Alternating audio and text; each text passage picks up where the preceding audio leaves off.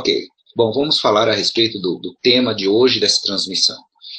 Como todos sabem, e repeti inúmeras vezes ao longo desse ano e nas transmissões que já fiz, terça-feira, já sabemos isso desde 14 de outubro do ano passado, quando então a empresa Ernst Young pediu a dilação de prazo para a entrega da perícia, não é? Então ela pediu o prazo, a dilação, porque entendeu a complexidade e não teve tempo de concluir. Ok? Eu vou falar um pouquinho também, né, a respeito da questão dos Estados Unidos. Mas o que importa para nós, o nosso foco, é aquilo que está muito próximo, finalmente. Naquela oportunidade, Ernst Young pediu dilação de prazo, mais 120 dias, e foi concedido. Foi concedido. Ok? E esse prazo se encerra nessa semana, se não me falha a memória, quarta-feira, eu vou, digamos, ter certeza disso, exato, quarta-feira agora, se encerra o prazo para a entrega dessa perícia. Bom, existem duas situações, a entrega e a não entrega. Existem as duas possibilidades. Bom, se caso a empresa Ernst Young ainda não conseguiu, caso ela ainda não conseguiu concluir todas as análises do modelo de negócio, dos arquivos que foram fornecidos para ela, pela empresa, né, através de um HD virtual, que a gente já viu em várias publicações. Se não conseguiu concluir isso, essa análise, e fazer o seu laudo, né, infelizmente não confio nesse laudo, mas enfim, se ela não conseguir fazer isso, ela vai sim pedir mais prazo. Ela pode. Se a juíza vai conceder ou não vai conceder, isso é uma outra história, mas ela pode pedir. Ok? Segundo ponto, havendo a entrega, saindo esse laudo, aí a juíza estará pronta, ela estará com todos os elementos necessários para que ela possa tomar finalmente uma decisão e prolatar, e divulgar, e determinar uma sentença. Então, nesse sentido, pessoal, só existem essas duas possibilidades. Okay? Esse é o prognóstico possível, a entrega e a não entrega dessa perícia. Se não entregar e eu pedir prazo, qual prazo pode pedir? 30, pode pedir mais 60 dias, pode pedir 90, mais 120, quem sabe? É possível? Perfeitamente possível. Se vai ou não, vamos aguardar. Tá certo? Aí não há sentença, não haverá nada, vamos ter que esperar esse novo prazo para que finalmente essa perícia chegue em mãos. Segundo ponto, não é? O segundo ponto, que é, havendo a entrega, ela terá a perícia com o resultado, repito, que eu não confio e não acho que seja positivo, que não acho que será positivo, tá certo? Então, mas isso tudo será discutido, ok, pessoal? Isso aí já abordamos aqui essas possibilidades. Havendo a entrega dessa perícia, ela vai analisar, vai ler na íntegra, muito provavelmente, essa perícia, vai se reunir com pessoas que entendam do assunto, que vai explicar para ela o que é, o que não é, para que ela possa finalmente determinar, sentenciar contra ou a favor da empresa. Nesse sentido, tendo em mente que muito provavelmente essa perícia não será favorável, evidentemente que pode muito bem ela condenar a empresa em primeiro grau, a primeira sentença jurídica, a primeira sentença jurídica de mérito, né? Ou seja, aquela que determina o núcleo da razão, da ação, perdão, o núcleo da ação, que é o mérito, e aí finalmente vai sair a primeira sentença contra ou a favor. Né? Mas a meu juízo, sinceramente, o desdobramento possível, isso pouco importa, se nesse momento será contra ou a favor. Claro que se for a favor, melhor.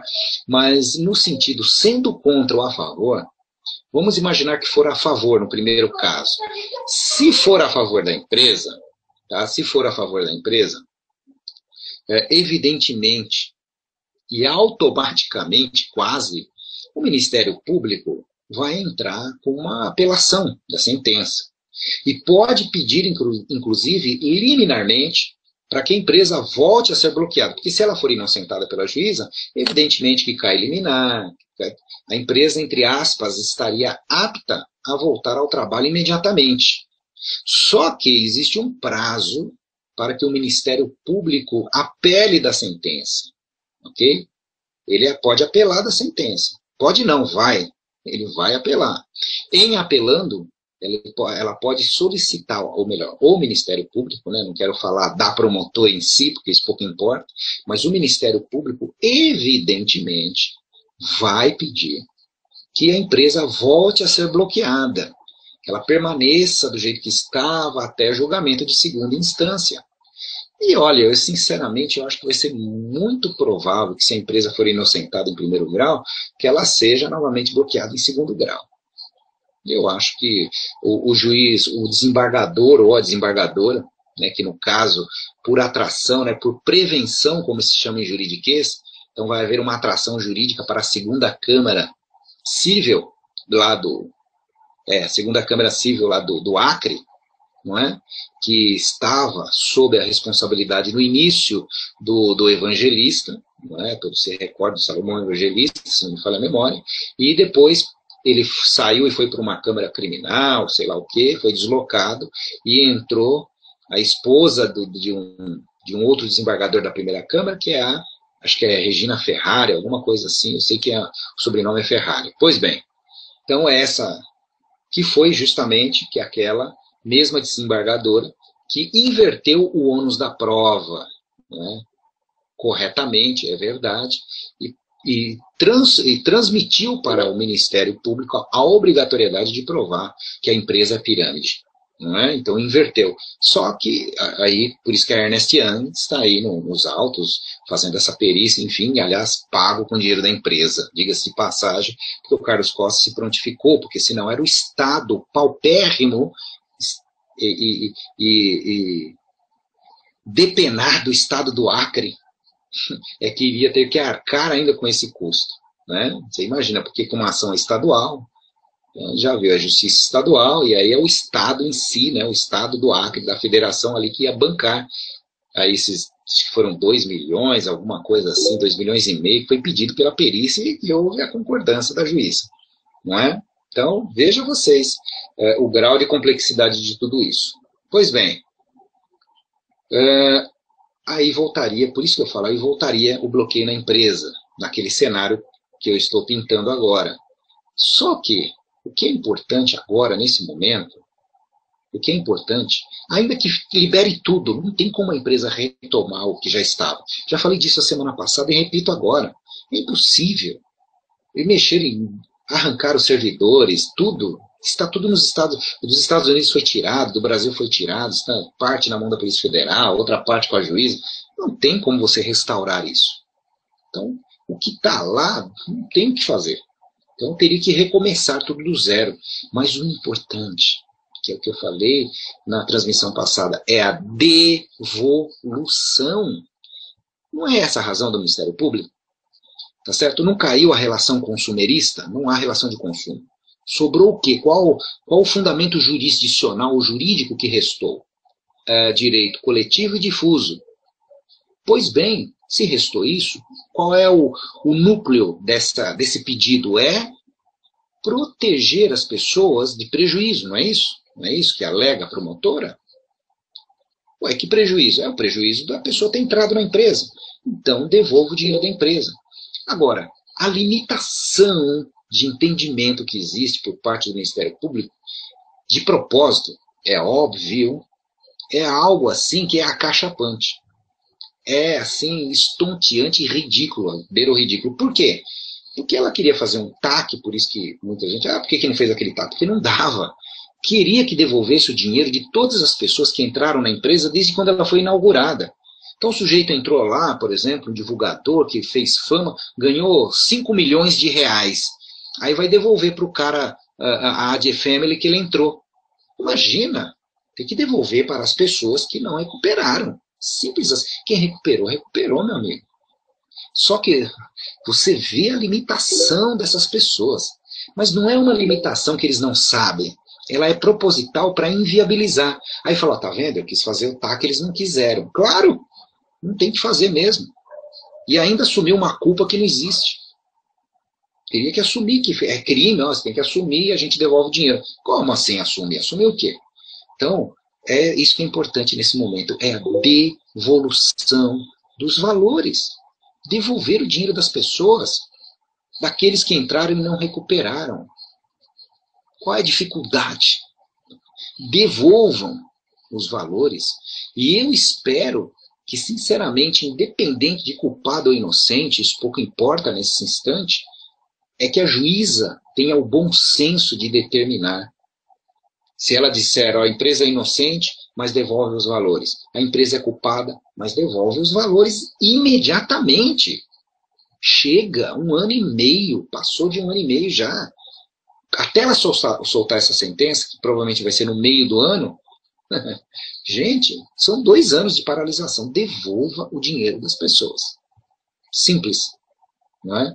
Bom, o outro prognóstico é que se a empresa for condenada, é óbvio e automático que a empresa vai apelar da sentença. Bom, ela sendo condenada, aí vão ver os termos da condenação.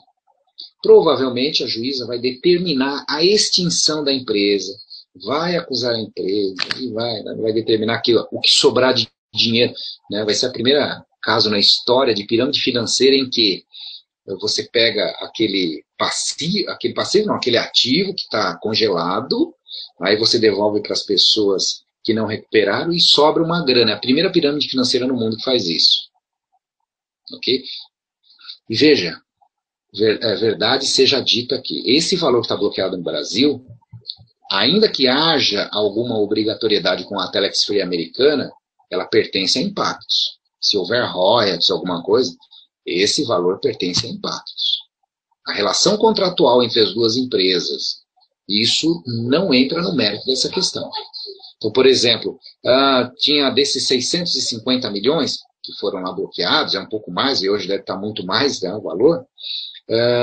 Desses daí, sei lá, 200 milhões é da Telex Free americana. Ok? Isso não é momento de se discutir agora, porque está sob o domínio da Impactos, é da Impactos. Se não cumprir o contrato, isso é algo para se discutir em outra instância, em outro momento, em outro fórum. Não é lá no âmbito da ação civil pública. Agora, o fato é, a empresa entregou a relação dos advogadores que não recuperaram seus valores, e é só devolver, deu aproximadamente 250 milhões. Carlos Costa fez um boletim a respeito disso, e deu em agosto, se não me falha a memória, então é só devolver os 250 e vai sobrar um caminhão de dinheiro. Então, aí a juíza condena por pirâmide financeira que deu lucro. Olha, num Brasil que está nessa situação, que acreditou numa eleição, que elegeu, vocês amigos, né, que elegeram, lógico, todo mundo exerceu o seu direito democraticamente, mas eu imagino quem votou no que está aí, a cara que deve ficar, né, que a troca pelas benesses sociais, supostamente, nunca antes na história desse país, essa história toda, agora vem o preço a pagar. Agora o preço está aí para todo mundo desfrutar. Né? Bacana, não é? Tá aí o Brasil, aí, que todo mundo acreditou no discurso eleitoral, estamos aqui. Imagino como é que está se sentindo o eleitor. Alguns estão bem, né? Porque ele está apeado em alguma função pública, está se regozijando, está tudo bem, está ganhando seu valor. Só um momento que a minha esposa está aqui ao meu lado, acho que ela quer me dizer alguma coisa. Estou fazendo a TV, Carlos. Ao vivo para todo o Brasil, pressão da esposa. É assim, não é fácil não, meu amigo. Então é isso. Em relação a dos Estados Unidos, então Brasil, perícia dia 11, nós vamos aguardar. Ok? Deixa eu ver aqui, agora vamos acessar aqui. Cadê?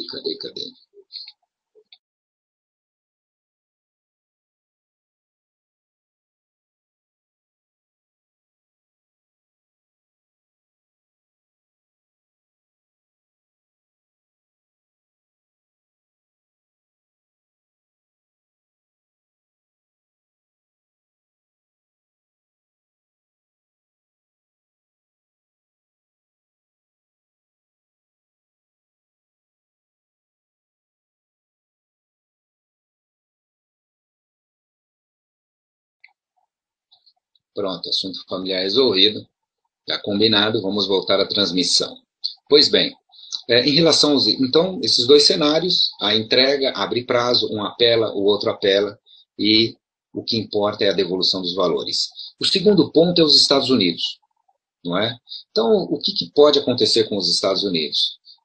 Essa semana tinha uma audiência marcada que eu falei a respeito, no dia 5 e tal. Pois bem, o juiz desmarcou essa audiência, pelo menos no sentido de discutir alguma coisa com Steven Bidar.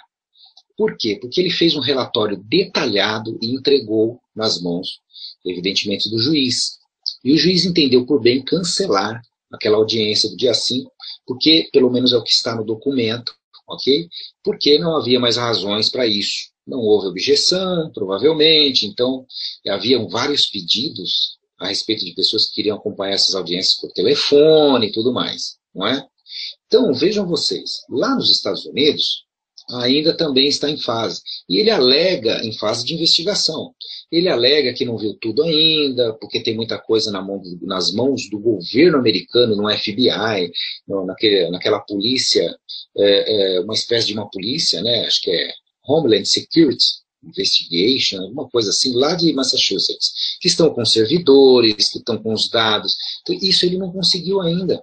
Então, muita coisa ele já olhou, né? Segundo ele, avançou bastante, e ele diz que provavelmente até o final de fevereiro ele vai ter a relação de todos os divulgadores e tal, tal, tal. Mas eu posso dizer uma coisa, pelo que eu vi nesse report, como eles chamam, que é uma espécie de um relatório para dizer como é que está o andamento dessa análise dele. É uma prestação de contas para a justiça que ele fez. E eu diria que o cenário não é nada bom. E por que não é nada bom? Porque esse cidadão, eu já disse, ele é contratado pela Trustee.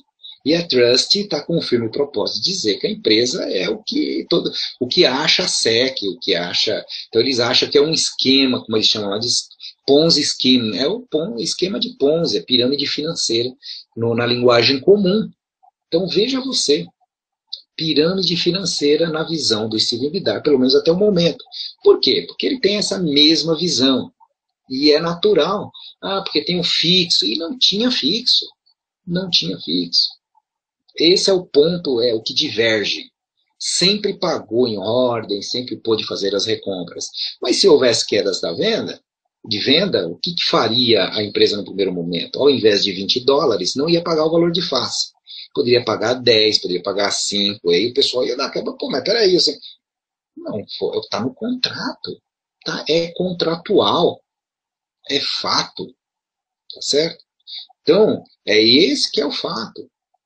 E aí, nesse sentido, evidentemente, com essa ideia fixa, no fixo, é óbvio que eles transformam a empresa naquilo que eles quiserem. Então, sob o ponto de vista dele, ele trata a empresa dessa forma. Então, portanto, nesse sentido, não vi ainda nenhuma sinalização de que ele vai, digamos, querer fazer a recuperação judicial da empresa nos Estados Unidos. Não fará isso, não é? Na visão dele, ok? Antes que alguém pegue um pedaço do meu vídeo e edite para o Castilho falou que Steven Bidar não vai fazer a reestruturação judicial da empresa nos Estados Unidos.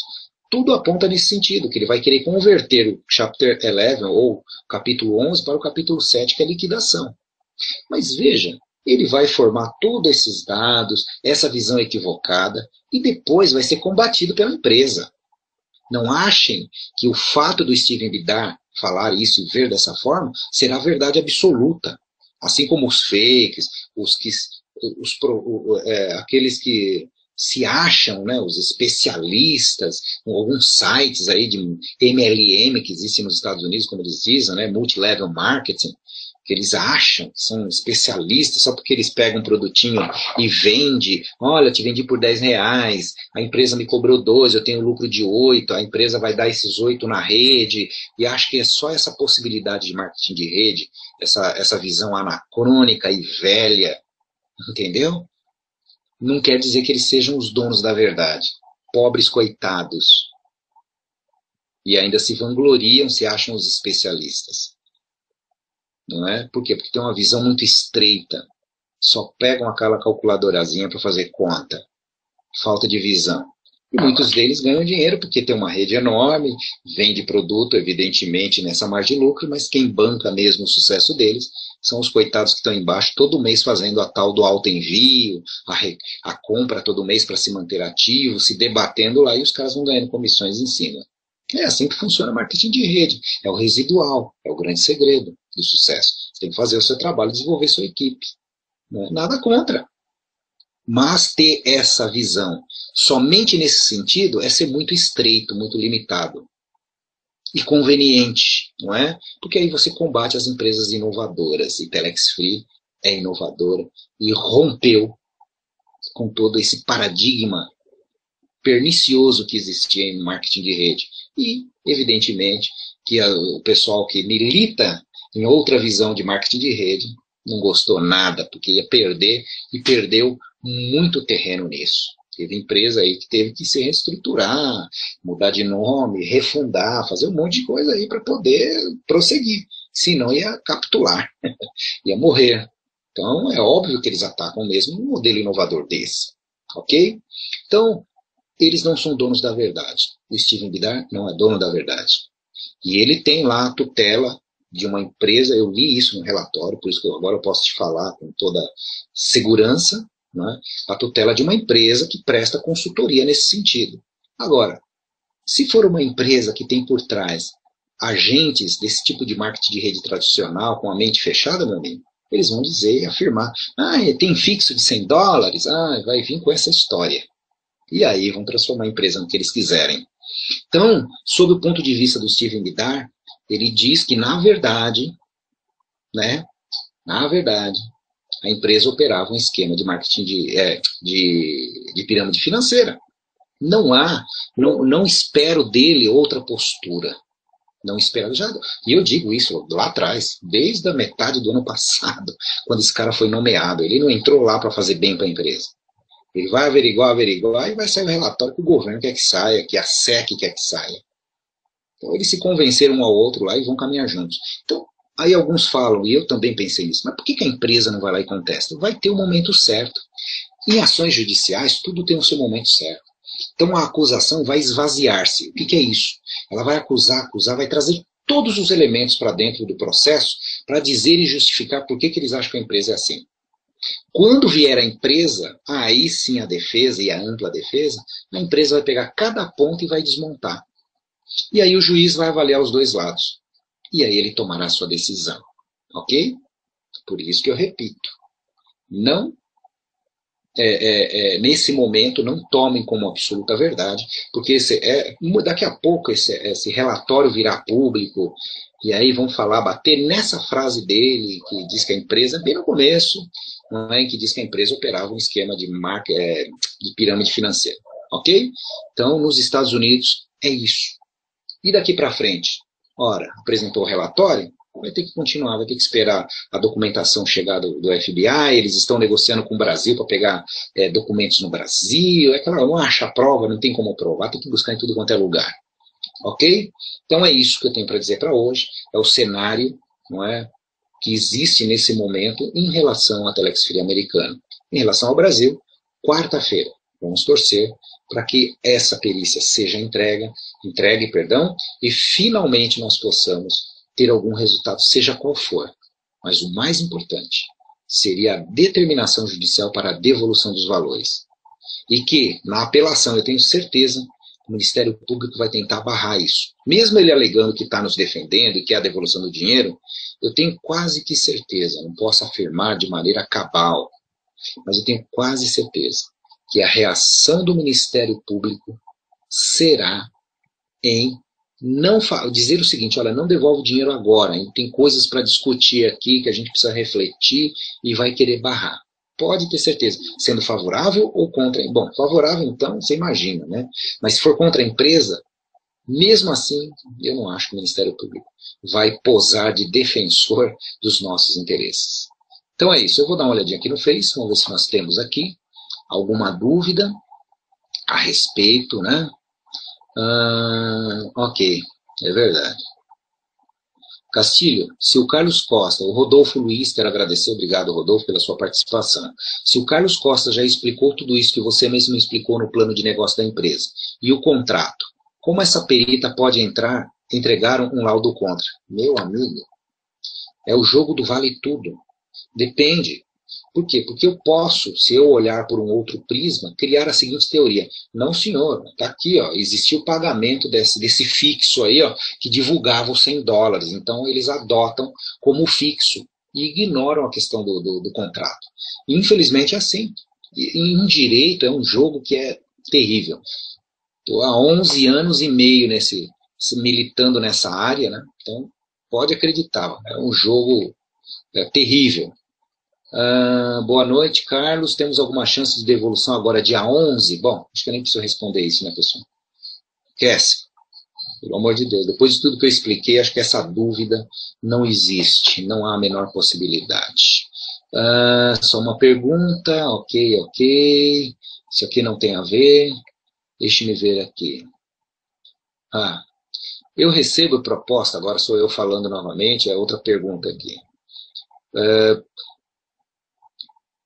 Deixa-me ver aqui, você faz consulta de acordo... Ok.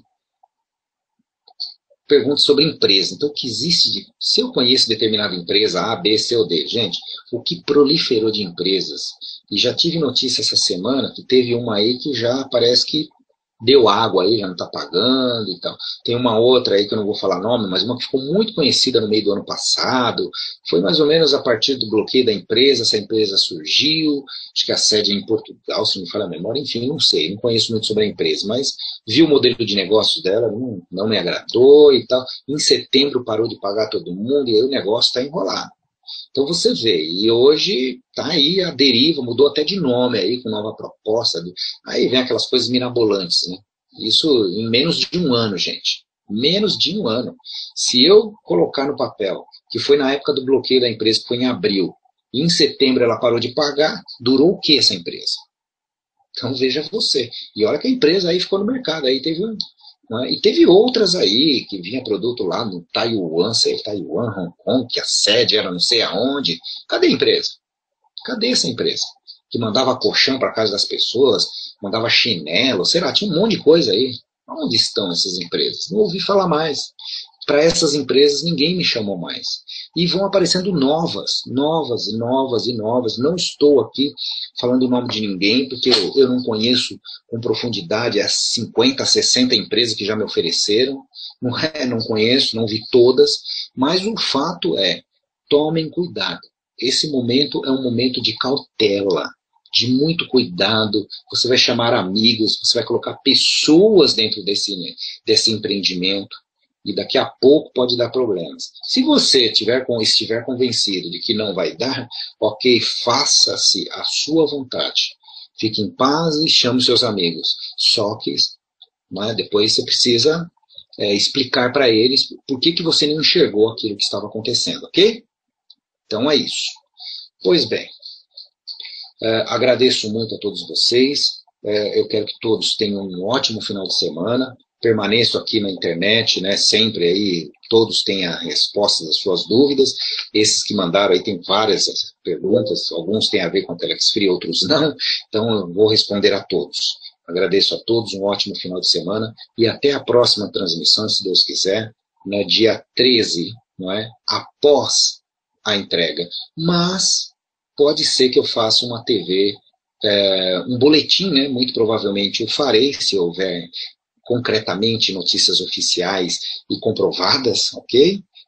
A respeito dessa questão da perícia. Então, pode ser que na quarta-feira, no final da tarde, começo da noite, eu faça aí um boletim extraordinário, trazendo aí, se houver alguma informação palpável e confiável a respeito da perícia, se ela for entregue, é aquilo que eu te falei, se houver pedido de prazo, meu amigo, não teremos boletim extraordinário com certeza. Aí eu faço a TV normalmente na sexta que vem. Boa noite a todos, um ótimo final de semana e até a próxima transmissão, se Deus quiser.